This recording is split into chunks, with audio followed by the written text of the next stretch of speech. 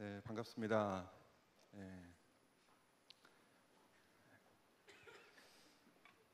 여러분은 혹시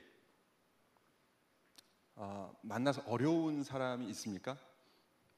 만나면 굉장히 어렵고 좀 어찌할 바를 모르겠고 그런 분이 계십니까? 교육자들에게는 누가 이런 분일까요?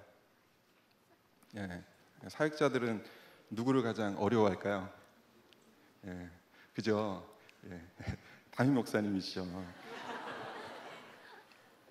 담임 목사님은 이제 교회의 어른이시자 또 교계의 어른이시고 한국 교회를 이끌어 가시는 지도자이시잖아요. 그래서 교육자들은 담임 목사님으로부터 지금도 신학적인 가르침을 받고 또 동시에 크고 작은 일, 이 교회의 다양한 일을 이렇게 지시받고 또 교육자들은 또 실행을 하고 어떻게 진행이 되고 있습니다 보고를 합니다. 그래서 또 잘하면은 칭찬도 받고 못하면 또 꾸중도 듣고 그러다 보니까 자연스럽게 담임 목사님이 어려울 수밖에 없죠. 이러한 목사님과 어느 날 엘리베이터에서 단둘이 있게 됐습니다. 그때는 제가 고등부 2년을 마치고 청년부로 오기로 되어 있었는데 아직 오기는 전. 그때 이제 엘리베이터에서 둘이 이렇게 서 있었는데 약간의 침묵이 흐르고 그 침묵이 조금 더 지나면 이제 어색함의 그 위기, 그 바로 전에 담임 목사님께서 먼저 이렇게 한 말씀을 해주셨어요. 감사하게도 그때는 전도사였죠. 지전도사. 청년부에 가서 복음을 전해. 이렇게 말씀을 해주셨어요. 그때 저는 네 목사님이라고 이렇게 대답을 드렸지만 제 마음 가운데는 두 가지 마음이 들었어요. 하나는 제가 비록 고등학교 학생들에게 복음 2년 동안 전했지만 그것도 복음인데 이런 점점점 이런 마음이 하나 들었고 하나는 담임 목사님께서 말씀하시는 복음은 또 다른 이 청년부에서 전해야 되는 복음은 좀 다른 무엇인가가 있나 이런 생각이 들었습니다.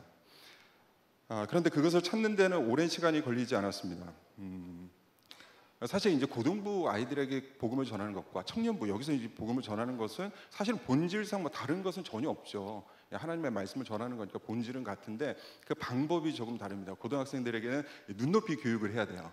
이렇게 하면 안 되고 이렇게 좀 눈높이 교육을 해야 되고 청년부 어른이잖아요. 성인이고 이런 분들에게는 성경의 말씀을 복음을 가감 없이 전할 수 있는 이유식이 아니라 밥을 던질 수 있는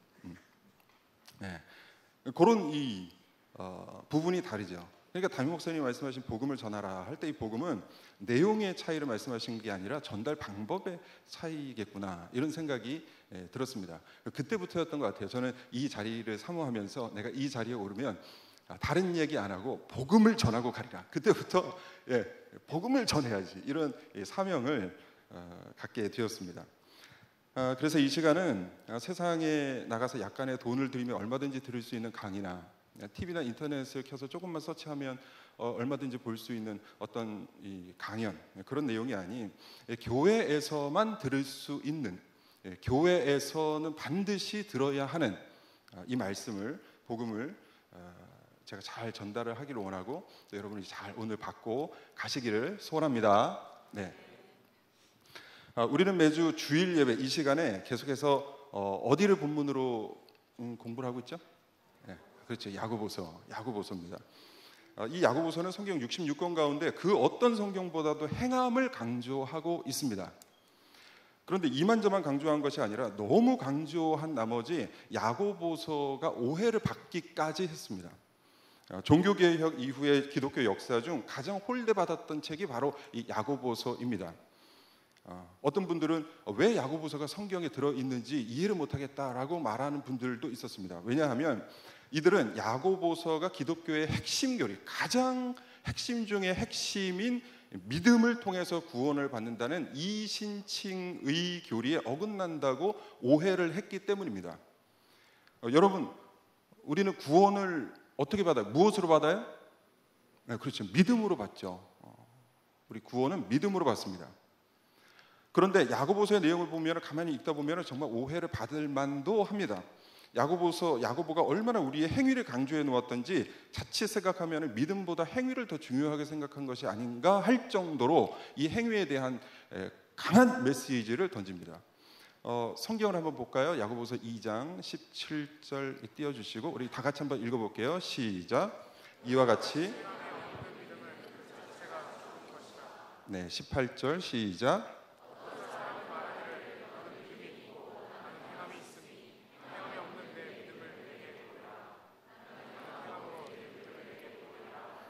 네, 24절 시작.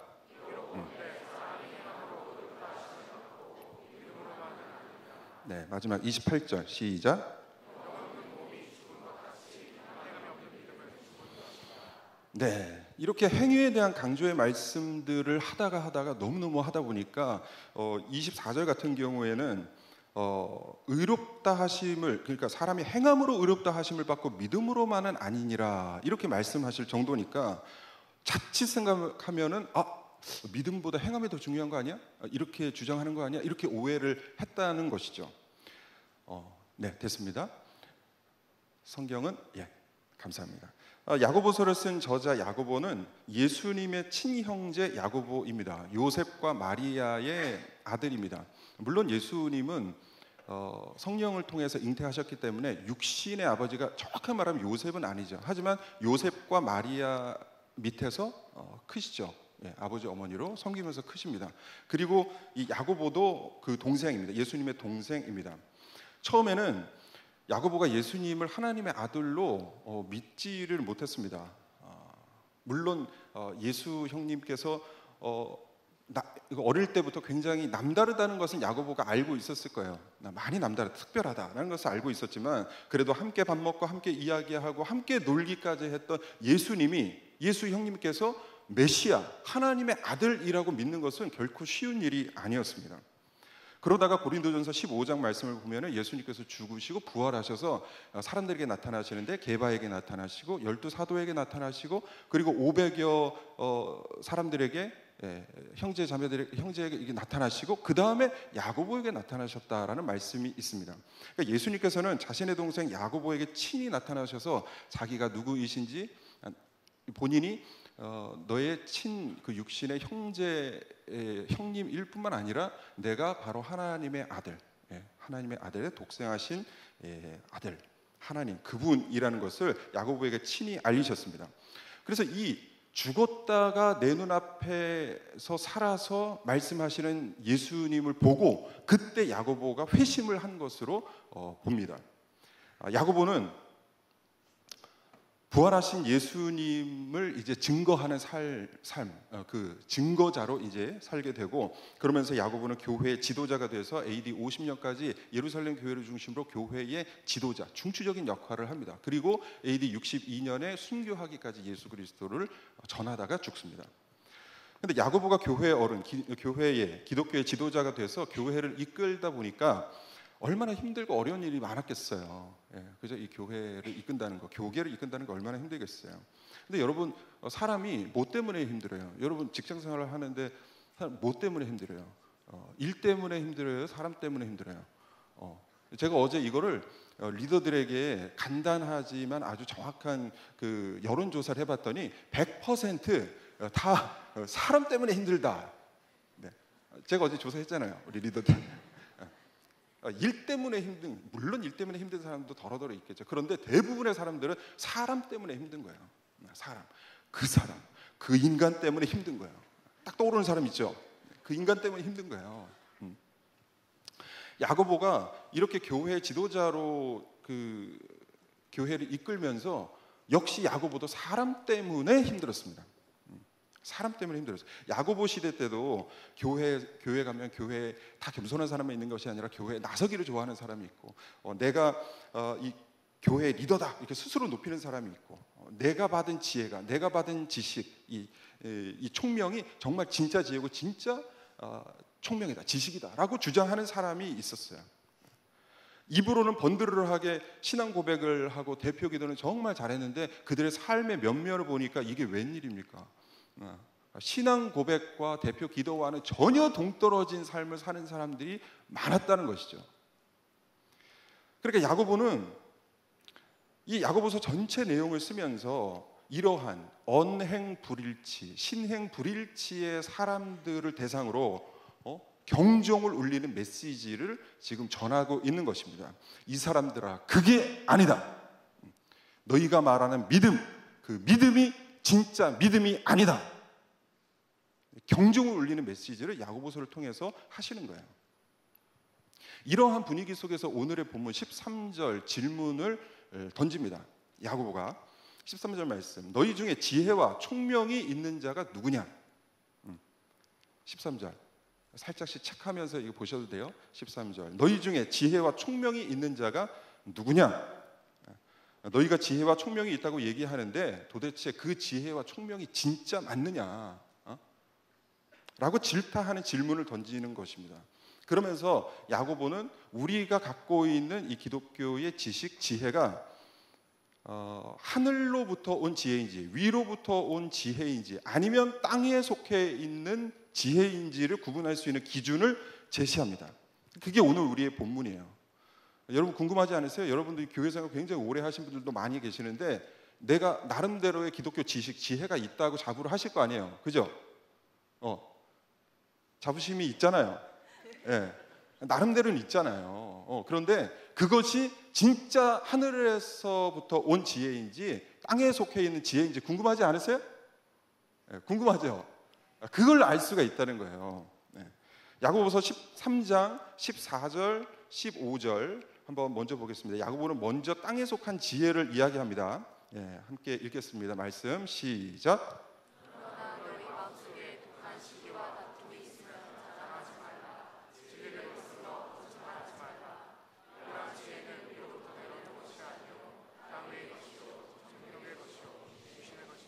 네, 야고보는 땅 위의 지혜를 뭐라고 하냐면 15절 정욕의 지혜, 귀신의 지혜라고 말씀을 합니다.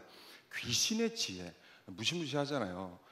이 귀신이라는 것은 뭐 사탄, 마귀의 지혜입니다. 저는 또 개인적으로 이 귀신이라고 하면은 제가 어릴 때 전설의 고향을 꽤 많이 봤거든요. 그래서 항상 이제 귀신은 좀 이렇게 그런 우리 그 하얀 소복을 입고 긴 고운 생머리를 이렇게 늘어뜨리고 항상 이렇게 케첩을 하나 이렇게 묻히고 나오는 그게 이렇게 떠올라가지고 귀신이라고 하면 조금 이제 좀 느낌이 그런데 이게 악마의 지혜, 사탄의 지혜를 말하는 거예요.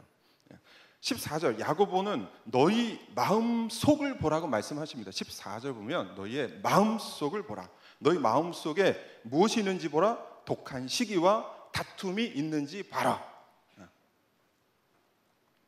그러니까 하늘의 지혜냐 땅의 지혜냐를 나눌 수 있는 기준을 지금 말씀하고 있는 거예요. 독한 시기와 다툼이 있는지 봐라. 독한 시기는 뭐냐면 대부분의 영어 성경에서 bitter envy라고 번역을 해놨어요.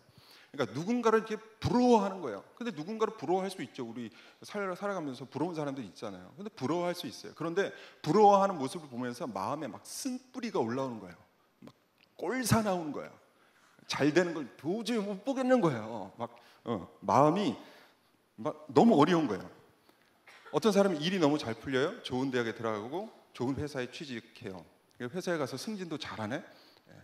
그리고 사업하니까 사업 성공하고 장사를 하니까 막 줄을 막 사람들이 손님이 줄을 이어요. 개척교회를 했는데 막 교회가 막 부흥을 막 해요. 성도들이 우리 교회를 안 하고 옆 교회로 막 가요. 그런 모습을 보면서 너의 마음이 어떠냐는 거예요. 혹시 잘 되는 사람을 보고 배가 꼬입니까? 비터 엔비 막 쓴뿌리가 막 올라옵니까? 누군가는 부러워할 수가 있지만 누군가가 잘 될 때 사실 축복을 해줘야죠. 그 사람이 잘 된다고 내가 못 되는 게 아니거든요, 사실은. 근데 대부분의 사람들은 그 사람이 잘 되면 상대적인 박탈감 때문에 내가 꼭 못 되는 것처럼 생각을 해요. 그게 아니에요. 그 사람이 잘 되는 것은 그 사람이 잘 되는 것 뿐이에요. 그 사람이 못 된다고 해서 내가 잘 되고 그 사람이 안 된다고 해서 내가 그 사람이 뭐 높아진다고 해서 내가 낮아지는 게 아니에요. 그 사람은 그 사람이고 나는 나예요. 그런데 자꾸 이게 이 쓴뿌리가 올라온단 말이죠. 내가 개척을 했는데 옆에 교회가 막 계속해서 부흥을 해요. 그러면 목사님 입장에서는 뭐 어떻게 생각해야 돼요? 우리 교회는 안 오지만 그래도 정말 주님을 찬양하는 이 사람들이 이 교회를 이렇게 많이 오니까 얼마나 하나님께 감사해야 돼 라고 생각을 해야죠. 해야 되겠죠. 이걸 저한테 하는 말이에요. 전 나중에 정말 이 정도는 돼야 하나님께서 축복을 해주시죠. 저 옆 교회를 간다고 막 그게 막 쓴뿌리가 올라와가지고 그러면 하나님께서 축복을 해주실 수가 없는 것이죠. 두 번째, 너희 마음에 다툼이 있는지를 보라라고 말씀합니다. 이 다툼은 영어 성경으로 분쟁, 불화, 적대라고 번역을 하기도 하고, 어떤 영어 성경은 이기적인 야심으로 번역을 해 놓았습니다. 직장 생활하고 교회 생활하면서 당연히 누군가와 충돌이 있죠. 의견 충돌이 없다는 것은 두 가지예요. 내가 정말 성숙하거나 아니면 내가 아무 생각이 없거나, 둘 중에 하나예요. 어떻게 사람과 사람이 부딪히면서 살아가는데 의견 충돌이 없을 수가 있어요? 의견 충돌 없는 모습 아름다워요? 북한의 최고 인민회의 보셨어요? 절대 의견 충돌 없는, 참석자 99.99%, 찬성 100%. 아름답습니까? 그 사람들이 얼마나 내적으로 충돌을 많이 일으키고 있겠어요. 사람이 살면서 의견 충돌이 있어요. 부부도 함께 살면서 의견 충돌이 있는데, 한 가족도 아니고 피도 섞이지 않은 남남이 모여서 사는 사무실에, 그리고 사랑방에, 여기서 고을에서 어떻게 의견 충돌이 없어요? 당연히 있죠. 사람 때문에 갈등하고 사람 때문에 고생하는 부분이 있죠. 그런데 의견 충돌은 당연히 있을 수밖에 없는데, 그것이 어디에서 비롯된 것이냐를 지금 야고보서가 말씀을 하고 있는 거예요. 이기적인 야심, 다른 사람은 안중에 없고 이기적인, 나만 잘 되면 돼, 내가 잘 돼야 돼, 내가 먼저 잘 돼야 돼, 이 이기적인 야심, 이기적인 마음이 있다면 그것은 하늘의 지혜가 아니라 땅의 지혜, 정욕의 지혜, 귀신이 주는 지혜라는 거예요. 여러분은 어떻습니까? 여러분의 마음은 무엇이 우선입니까? 혹시 공동체가 우선입니까? 아니면 내가 잘 돼야 돼, 나부터 잘 돼야 돼, 혹은 나만 잘 돼야 돼, 이런 생각으로 살아가십니까? 이 시간에 설교하는 저도 이 하나님 나라를 생각하지 아니하고 우리 아포스톨 공동체를 생각하지 아니하고, 내가 첫 번째 설교를 한다고 내가 여기서 잘해야 돼, 내가 여기서 뭔가를 해야 돼, 그렇다면 이 마음은 하늘에서 주신 지혜가 아니라는 거예요. 사단이 주는 지혜인 것이죠. 땅에 속한 지혜인 거예요. 그렇다면 반대로 땅이 아닌 위로부터 온 지혜, 하나님께로부터 온 지혜를 어떻게 알 수 있습니까? 17절 말씀 다 같이 한번 읽어보겠습니다. 17절 말씀 시작.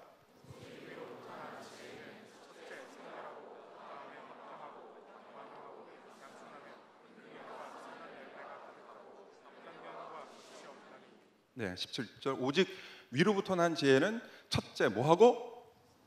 성결하고. 성결하다는 거예요. 성결하다는 것은 헬라어로 아르노스라고 하는데, 깨끗하고 순전함, 도덕적인 순결, 죄로부터의 깨끗함을 의미합니다. 누구 앞에서 깨끗해야 되죠? 하나님 앞에서, 그리고 하나님께서 나에게 주신 양심 앞에서, 그리고 이웃들 앞에서, 형제자매들 앞에서 깨끗해야 된다는 것입니다. 저는 사실 이 본문을 연구하면서 17절에 참 많은 덕목들이 나와 있잖아요. 보세요. 성결, 그 다음에 화평, 관용, 양순, 긍휼, 선한 열매, 그 다음 편견 없고 거짓 없고, 이런 덕목들을 사실은 오늘 이 시간에 하나하나씩 여러분에게 다 설명을 하려고 했어요. 그런데 다 설명을 하면, 다 설명이 끝나고 나면 바로 우리는 반뼈를 해야 돼요. 사랑방도 못하고. 그래서 이건 아니겠다. 그렇다면 이 많은 이 덕목 중에서 하나님 무엇을 선택해서 설명을 하면 좋겠습니까? 라는 마음으로 기도를 하는 중에, 그 전에는 계속해서 이 성결, 화평, 관용, 양순, 이 긍휼, 선한 열매, 이런 단어들만 막 들어오다가 계속해서 기도하는 마음으로 본문을 묵상하다 보니까 이제 그 단어들보다 이 단어가 딱 마음에 들어왔어요. 오직 위로부터 난 지혜는 첫째 성결하고. 첫째. 여러분, 첫째의 의미가 뭐예요? 국어사전을 보면 첫째는 순서나 등급을 매길 때 처음 헤아리는 수, 그러니까 순서상의 첫 번째라는 의미도 있지만 등급상 으뜸이라는 의미가 있어요. 그러니까 이 본문에서 첫째로 언급한 성결은 단순히 특별한 의미 없이 순서상 먼저 열거된 것이 아니고 가장 으뜸의 의미가 있는 거예요. 위로부터 난 지혜자라면 가장 으뜸으로, 가장 먼저 무엇을 갖추어야 하느냐? 성결이에요. 성결. 깨끗함, 정결함이 있어야 된다는 말씀이에요. 그래서 이 성결이 있어야, 있고 나서 그 다음에 화평도 있고, 성결이 있고 나서 그 다음에 관용도 있고, 성결이 있고 나서 그 다음에 양순과 긍휼과 선한 열매도 있는 거예요. 첫째, 성결하고. 17절에는 많은 덕목들이 나와 있지만 하나하나 다 소중한 덕목이지만 하나님은 오늘 우리에게 무엇을 말씀하십니까? 무엇을 가장 강조하십니까? 첫째, 성결하고, 성결함, 깨끗함, 정결함. 이것은 그리스도인에게 있으면 좋고 없으면 아쉬운 대로 괜찮은 그게 아니에요.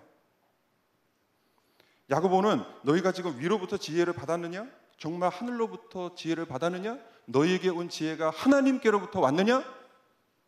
그러면 당연히 아르노스, 성결이 있겠구나 라고 말씀을 하시는 거야. 요즘 신문이나 뉴스를 보면 장관 후보자 검증 때문에 굉장히 시끌시끌합니다. 문제가 되는 사람들 대부분이 그 사람들의 능력이 모자라서 낙마하는 게 아니에요. 거기에 후보자로 올라올 정도면은 각 분야에서 능력이 대단하신 분들이에요. 그런데 그분들이 뭐 때문에 낙마하고 그분들이 뭐 때문에 고생해요? 도덕성 때문에 문제가 생기는 거예요. 자녀의 병역 문제, 자녀에게 편법으로 한 재산 증여, 논문 표절, 이러한 의혹들 때문에 실제로도 그런 일 때문에 밝혀져서 결국은 낙마하는 거예요. 지도자로 못 서는 거예요. 이러한 도덕성의 문제는 이번 정권만의 문제가 아니라 정권이 바뀌면 농구 경기의 공수가 바뀌듯 어떤 정권이든 어떤 장관의 후보자든 다 이런 일로 문제가 생기는 거예요. 그래서 이제는 후보자로 올라오신 분들을 보면은 웬만한 도덕적인 문제들은 흠은 하나씩 하나 두 개는 다 갖고 있어요. 그래서 반대편에서는 왜 이런 사람들을 장관 후보로 올리려고 하느냐? 저는 개인적으로 이제는 웬만한 흠이 없는 사람은 고를래야 고를 수 없기 때문에 웬만한 도덕적 흠이 있어도 올리는 것 같아요. 이제는 하나님 앞에서 정결하고 깨끗한 그런 민족의 지도자를 찾기가 어려운 시대가 됐어요. 웬만한 부도덕이 없는 사람은 이런 사람을 찾는 건 정말 힘든 세상이 됐어요. 요즘 두 연예인 때문에 사회가 굉장히 시끌시끌합니다. 휴대폰으로 촬영해서는 안 될 것을 촬영해서 그것을 혼자 보는 것이 아니라 또 공유를 합니다. 휴대폰 조사를 하려 하니까 포맷을 시키고 그 과정에서 정보가 동영상이 유출된 것으로 이렇게 보인다 합니다. 그래서 포맷된 핸드폰을 살리기 위해서 디지털 포렌식이라는 디지털 과학 수사 방법까지 동원해가지고 그것을 막 영상을 또 살리려고 하고, 이런 소식을 듣는 이 국민들은 혹시 내 핸드폰도 누구한테 해킹당하거나 혹시 내 핸드폰 수리 맡겼는데 여기 있는 뭐 잘못된 거 다 유출되는 거 아니야? 이런 나름대로의 두려움이 있다고 합니다. 도대체 우리의 핸드폰 안에는 뭐가 그렇게 많이 들어있습니까? 혹시 남들이 봐서는 안 되는 뭔가가 있어요? 저는 요즘 우리의 핸드폰이 우리의 도덕성 잣대가 될 수도 있겠다라는 생각이 듭니다. 특히 젊은이들 핸드폰을 가지고 못하는 게 없잖아요. 어른들이 하고 싶어도 이게 어려워가지고 잘 못하는 경우가 있지만 젊은 사람들은 다 하잖아요.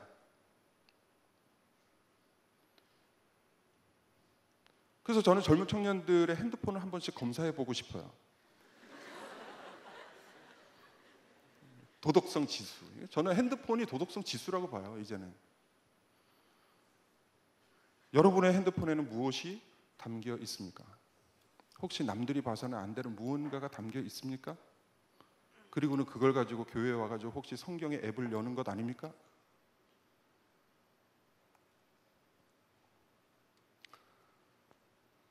우리 그리스도인들의 핸드폰에는 지금 무엇이 필요합니까? 성경의 앱입니까? 아니면 더러운 것을 삭제하는 포맷입니까? 샘이 한 구멍으로 어찌 단물과 쓴물을 내겠느냐? 야고보서 3장 11절 말씀. 야고보는 왜 이렇게 신자들의 삶, 그리스도의 행함을 그렇게 강조하고 있습니까? 야고보가 길을 쓰고 주장하는 믿음과 삶의 근거는 뭡니까? 왜 이렇게 믿음과 삶의 균형을 강조합니까? 야고보가 고집이 세서일까요? 야고보의 도덕성이 다른 사람보다 탁월해서 그런 걸까요? 도덕성을 자랑하고 싶어서 이런 얘기를 하고 있는 걸까요? 아닙니다. 그것은 바로 우리가 믿는 예수 그리스도께서 신자다운 삶, 신자다운 우리의 삶을 강조하셨기 때문입니다. 누가복음 10장을 열어보면 예수님께서 참으로 참혹하고 무서운 비유의 말씀을 하십니다.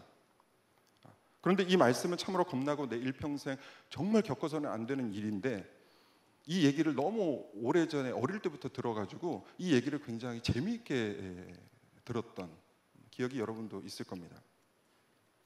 누가복음 10장에는 한 강도 만난 사람이 나옵니다. 이 사람은 예루살렘에서 여리고로 가던 길이었습니다. 그러다가 강도를 만나서 옷이 벗겨지고 죽기 바로 전까지 숨이 간당간당 붙어 있을 정도로 폭행을 당하고 쓰러집니다. 시름시름 앓습니다. 이제 당장이라도 죽을 것 같습니다. 그때 그 사람 옆을 한 사람이 지나가죠. 하나님을 잘 섬기는 사람처럼 보입니다.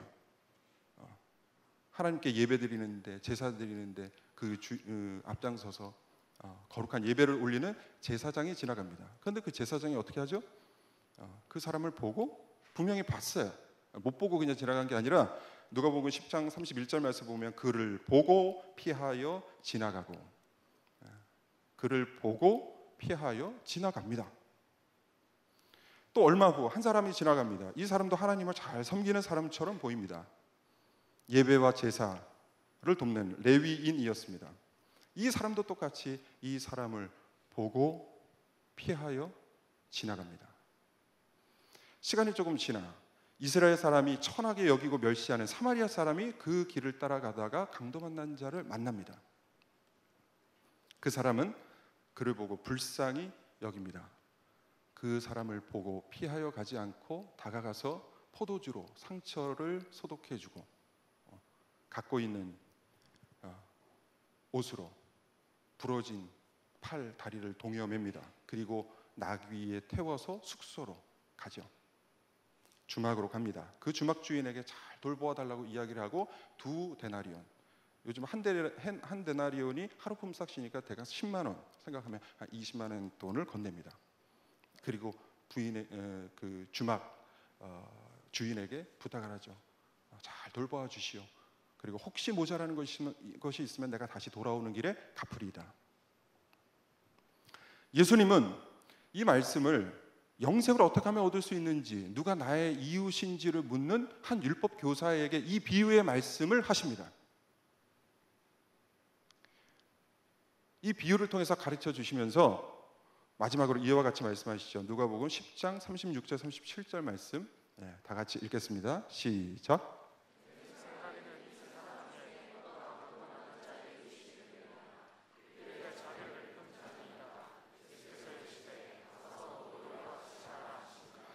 네, 예수님께서 마지막에 뭐라고 말씀하세요? 너도 이와 같이 하라. 예수님께 질문을 한 율법 교사는 백성들에게 율법을 가르치는 선생님입니다. 율법에 대해서 정통한 사람입니다. 해박한 사람입니다. 성경에 대해서 아주 잘 알고 있는 사람입니다. 그들은 스스로를 지혜자로 여겼고, 그들은 자신들의 지혜를 위로부터 온 지혜라고 여겼습니다. 오늘 야고보서 3장에 나온 바로 그 사람들이에요. 예수님은 그들에게 무엇라고 말씀하십니까? 내가 알고 있는 것을 가서 행하라. 더 공부해라. 더 지식을 쌓아라. 가 아니에요. 너도 가서 그와 같이 행하라. 이 행함은 야고보가 먼저 우리에게 가르쳐 주신 말씀이 아니라 우리의 주 예수 그리스도께서 우리에게 당부하신 말씀이에요. 사역자가 돼서 참 많은 분들과 이야기를 하고 상담도 또 해드립니다. 그런데 요즘 놀라운 사실은 오래 신앙생활을 하신 분들인데도 구원의 확신이 의외로 없다는 겁니다. 구원이 막 흔들려요. 오늘은 구원받은 것 같은데 내일은 모르겠어요. 확신이 흔들리는 사람들이 많습니다. 왜 우리의 구원이 자꾸 흔들립니까? 첫째는 우리가 구원을 어떻게 받았는지 모르기 때문에 그렇습니다. 우리의 구원은 우리의 어떠함 때문에 받은 것이 아니라 우리의 행위, 행실, 우리의 어떤 태도 때문에 받는 것이 아니라 주 예수 그리스도를 나의 구원자로 믿는 그 믿음의 고백 때문에 받는 줄 믿습니다. 그런데 우리는 이것을 잘 모르고 자꾸 행위, 행실, 공로를 구원의 조건으로 생각하고 나의 행위를 자꾸 보니까 내가 과히 구원받을 만한 그런 행위를 하는 사람이 아니거든요. 그러니까 흔들리는 거예요.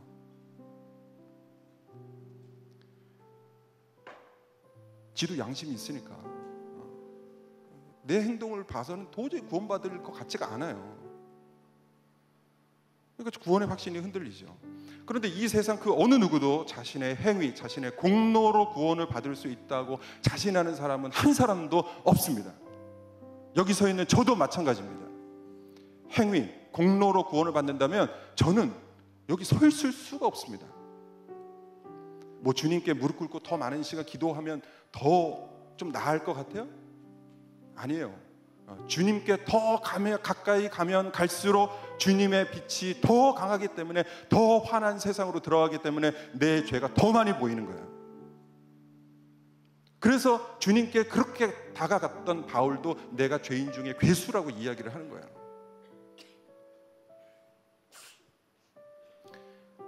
그래서 우리 주님은 우리의 행위, 우리의 공로를 구원의 조건으로 삼지 않으셨습니다. 그것이 우리의 구원의 조건이었다면 우리는 이 세상 아무도 구원을 받을 수가 없습니다. 우리는 예수 그리스도의 십자가 그 보혈로만 구원을 받는 것입니다. 이것이 기독교의 제1 핵심이에요.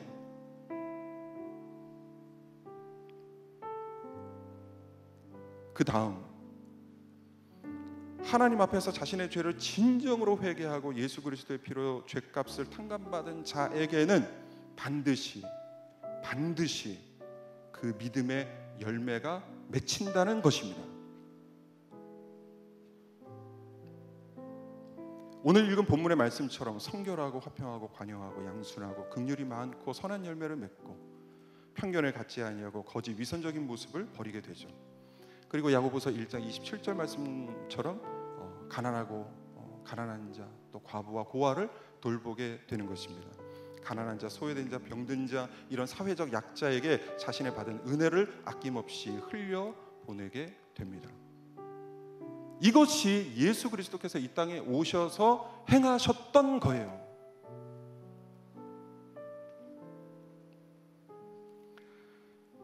(2001년에) 중국의 한 단편 영화가 큰 이슈를 끌었습니다.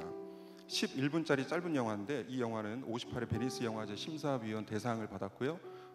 우리나라 부산국제영화제에도 초청을 받아서 초청작으로 소개된 바 있습니다. 이 영화는 실화를 바탕으로 만들어졌어요. 중국의 한적한 그 외곽 지역을 버스 한 대가 지나갑니다. 주위에는 아무것도 없어요.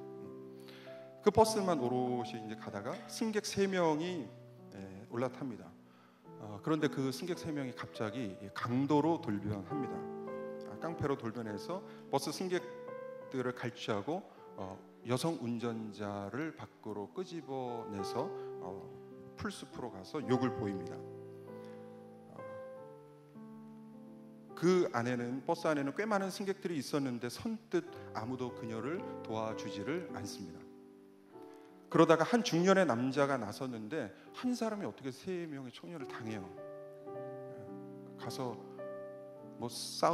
싸움도 제대로 못했죠. 실컷 얻어맞고 막 다리에 칼 맞고 피 흘리고. 여자 운전자는 맞아서 얼굴이 퉁퉁 붓고 피를 흘린 채 버스로 다시 돌아와서 버스 승객들을 바라봅니다. 그 안에 있던 버스 승객들은 아무도 그녀와 눈을 마주칠 수가 없었습니다. 그때 그 여자를 도우려던 중년 남성이 발을 절뚝이면서 버스에 올라타려 합니다. 힘이 없어서 도와주지 못해서 미안합니다 하고 올라타려고 할 때 그 운전자는 다짜고짜 내리라고 말합니다. 그녀를 도와주려던 이 남성은 그래도 자신은 도와주려고 한 것이 아니냐 섭섭해하는데, 이 여자 운전자는 당신 타면 나 절대로 운전 안 해, 내려. 그때서야 침묵하고 외면하던 승객들이 나서서 중년 남자를 버스에 못 타게 하고 그 사람의 짐을 차창 밖으로 집어 던집니다. 이 중년의 남성은 너무나 억울해했습니다. 자기가 뭘 그렇게 잘못했는지 이해를 할 수 없었습니다.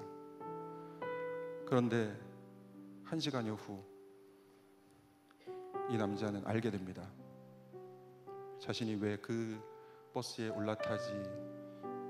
타면 안 됐었는지. 그 버스가 44번 버스였습니다. 44번 버스는 1시간여 후 수십 길 낭떠러지에서 발견됐다는 소식을 듣게 됩니다. 이웃의 아픔을 외면한 사람, 도와야 한다는 것을 머리로는 알고 있는데 끝끝내 외면한 사람, 말씀대로 행해야 하는데 그냥 머리로만 행하는 사람, 이런 사람들이 버스 안에 있는 사람들입니다. 누가복음 10장에 강도 만난 자를 외면한 제사장과 레위인입니다. 혹시 우리는 이 사람들 중 한 사람은 아닙니까? 말 따로 행동 따로, 신앙 따로 삶 따로, 언행 불일치, 신행 불일치의 사람이 혹시 나는 아닙니까? 44번 버스에서 구원받은 사람은 누구입니까? 알고 있는 것을 삶으로 실천한 그 한 사람입니다. 주님께서는 그 한 사람 사마리아인을 칭찬하셨습니다. 저는 오늘 우리 아포스톨 청년들이 모두 첫째로 흔들리는 믿음이 아니라 굳건한 믿음을 모두 소유하시는 한 분 한 분이 되시기를 주님의 이름으로 축복합니다. 우리의 구원은 우리의 어떠함 때문에 받는 것이 아니요, 주님께서 우리의 믿음의 고백을 보시고 주시는 선물입니다. 둘째, 그 믿음에 걸맞는 삶의 열매를 모두 맺으시는 우리가 되기를 축복합니다. 그래서 하나님께 크게 칭찬받는 귀한 신앙인들 모두 되시기를 주 예수 그리스도의 이름으로 간절히 축복하고 기도합니다. 네, 우리 찬양하겠습니다.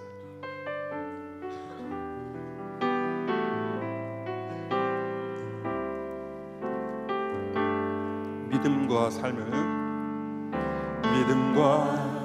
삶을 살아내는 실력이 너무나 다른 내 모습을 볼 때에 이 모습도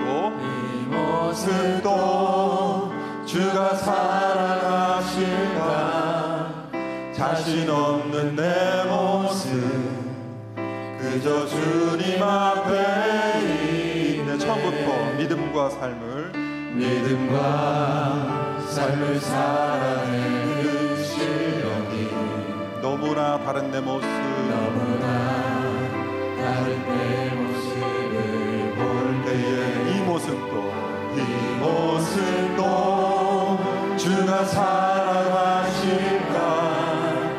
자신 없는 내 모습 그저 주님 앞에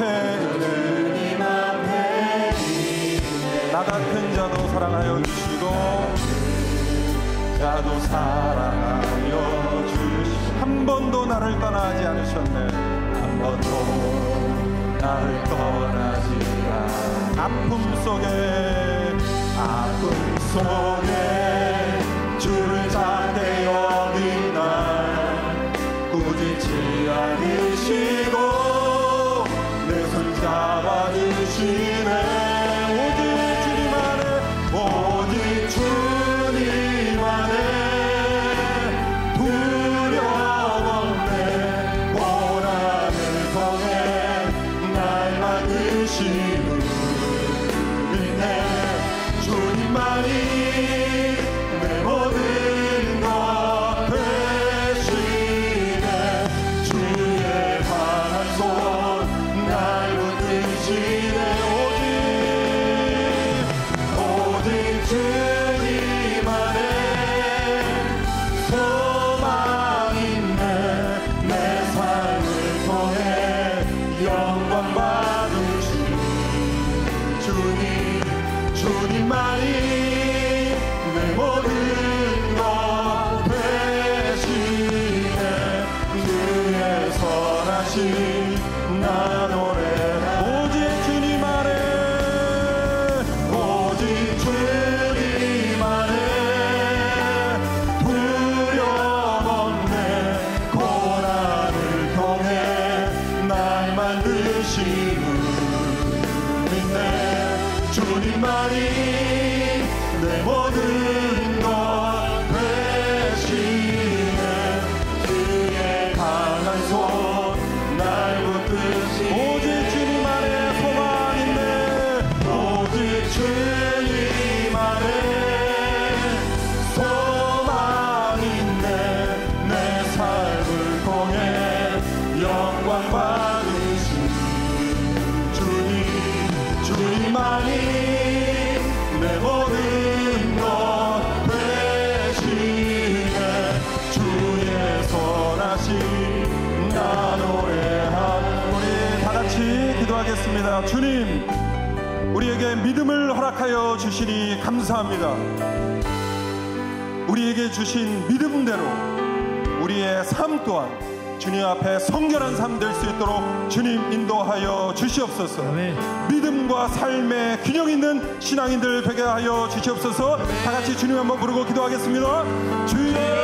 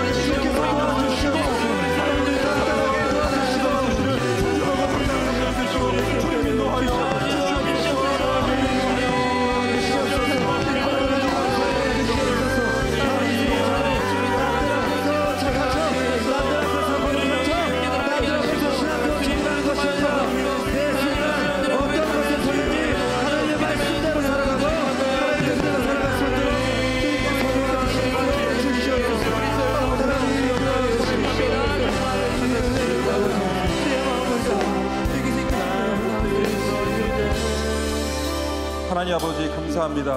우리에게 이렇게 좋은 공동체를 주시고 믿음의 생활을 하게 하시니 감사합니다. 하지만 우리가 연약하여 우리에게 주신 구원을 의심하고 확신하지 못할 때가 많음을 고백합니다. 주님, 우리에게 강한 믿음, 굳건한 믿음을 허락하여 주시옵소서. 우리의 구원은 우리의 어떤 때문에 획득한 것이 아니오 믿음의 고백으로 값없이 주신 선물임을 잊지 않게 하여 주시옵소서. 그리고 믿음을 가진 자에게는 반드시 그에 걸맞는 열매가 있다고 하셨사오니 오늘부터 주님의 제자로 주님을 믿는 사람답게 삶의 귀한 열매를 맺어가게 하여 주시옵소서. 무엇보다 우리를 성결하게 깨끗게 하여 주시옵소서. 우리의 입술을, 우리의 눈과 귀를, 우리의 핸드폰을, 우리의 마음을 새롭게 하셔서 주님 보시기에 깨끗하고 정결한 백성들 다 되게 하여 주시옵소서. 감사드리며 예수 그리스도 이름 받들어 기도 올리옵나이다. 아멘.